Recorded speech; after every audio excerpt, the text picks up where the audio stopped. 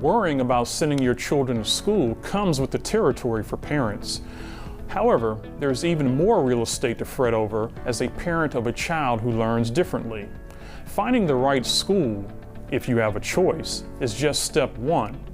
Stepping up as your child's advocate on campus and standing in as homework helper when the child transitions from school to home can be tightrope walks for parents. Parents like the Sapps.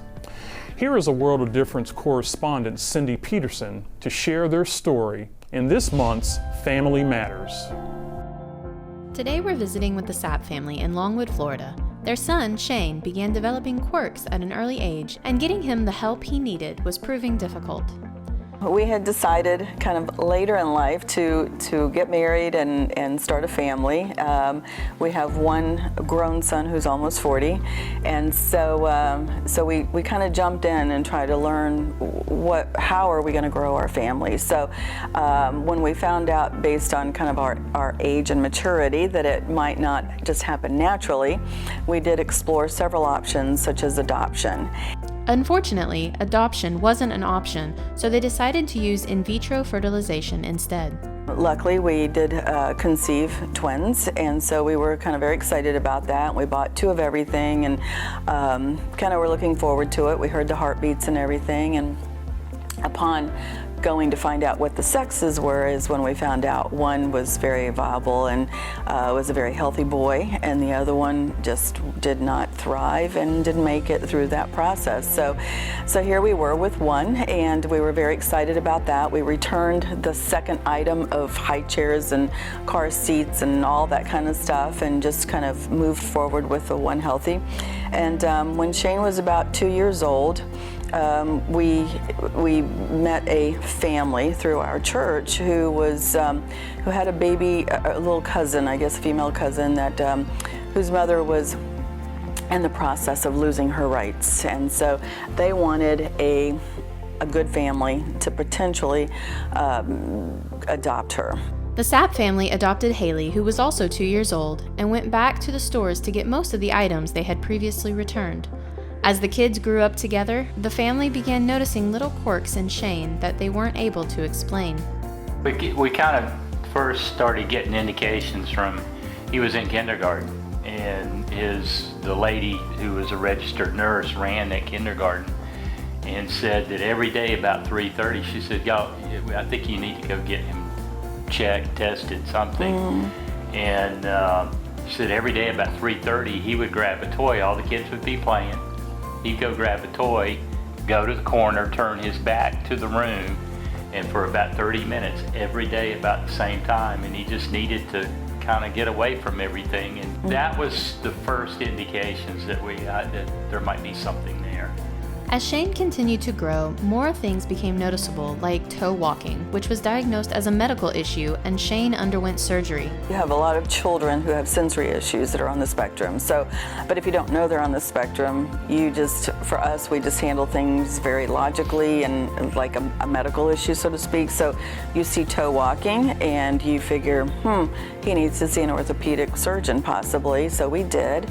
So he started kindergarten with a walker because he did have both Achilles tendons lengthened and with 2 casts on both legs. I mean, we went to every doctor, every sensory doctor, ear doctor, eye doctor, everything. He would, we knew there was some kind of a sensory issue, we'd pick him up from school, and he would hop in the front seat and upside down, right around, upside down, hang his head, feet up on the back of the chair. So when we did, finally, one of my coworkers had said, you need to probably take him to our kind of behavioral specialist, and we're like, behavioral? Okay, maybe that's who will diagnose him with the ADD, and then we can decide whether or not to do, medications. But so there were several little signs leading up to it that I would just consider quirks. That's what we were calling them, the lack of a filter. Well, that's just him being super honest, and we need to just kind of teach him a little bit about manners and not being that quick to speak. And so when we went to the behavioral specialist, we kind of were ready for the ADD diagnosis, So he was sitting on the floor, he was upside down, he was doing everything, and I'm like, this is all that is, And you can, I think, treat that with medication, so that should be easy. And you have to fill out some questionnaires, which to me weren't indicators even to us that there was anything other than ADD. We had not heard the word autism, but autism for me usually was a description of a child that maybe was nonverbal and just very obvious, that there may be some things going on. And I thought, well, that's not our child anyway. So she confirmed the ADHD, and I'm like, oh, the H, that's hyper, and that explains even more so. So we're like, okay with that. And then when she said, and also Asperger's, I had never even heard of the word. My husband had neither. And so we just sat there and thought, what is that? What is that? And how did you diagnose it? And was that in a blood test, or what was that, And then she elaborated, and of course I just started crying because I thought I just can't believe that's what I'm hearing, and that changes everything. That said, that's going to change our lives forever. Now, with a diagnosis, Ruth and Scott became their son's advocate in getting him the help he needed. I remember right after we had him diagnosed, we had the beginning of the school year, his second grade, told the teacher, I said, well, he has Asperger's. And she looked at me like a deer in the headlights, had no idea, straight out of college, had no idea. I don't think she'd ever been told or heard the word Asperger's. And so you deal a lot with that in public schools. I think the heartbreaking part of at least the whole elementary and even middle school process was you learn a whole new language of terminology related to special needs. You learn about a 504 plan, an IEP. You learn all these things that you had no idea existed, or the importance of them. And so therefore you don't want your kid labeled with a diagnosis most of the time. On the other hand, for insurance purposes and treatment purposes and school purposes and scholarships and everything else, you have to have a diagnosis. So, we're torn between a label, or a label that might entitle to services that he really deserves and needs, or not to label, and you just struggle, the whole school time with just a discipline issue. Thankfully, they found Pace Brantley School, and Shane finally had a place he fit in. There, he could explore his avid love of fishing and basketball.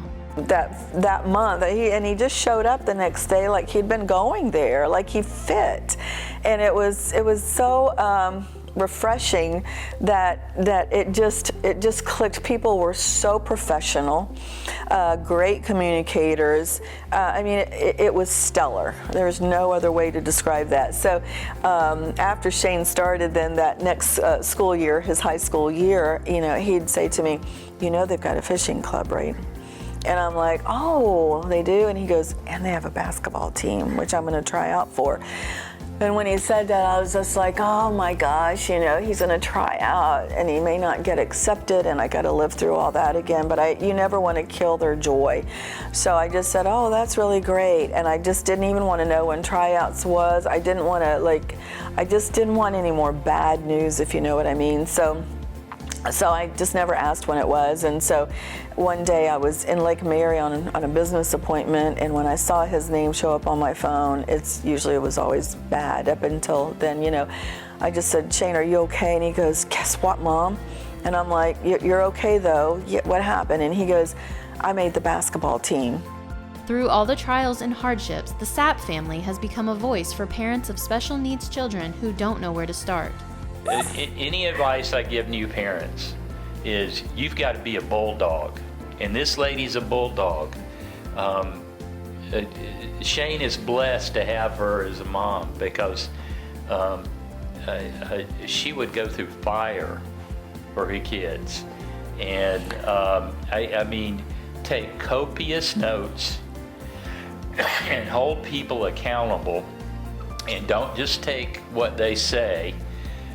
You need to follow up, and you need to do your homework. And I know that most families are not going to have the resources or the time and just the overall wherewithal to do that. I mean, you've got to fight for your kids.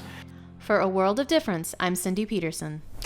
Thank you, Cindy, and thanks to the Sapps family for sharing their story. Do you have questions about learning differences? Are there concerns you're facing daily in your journey with learning and attention issues? We're happy to answer your questions on air.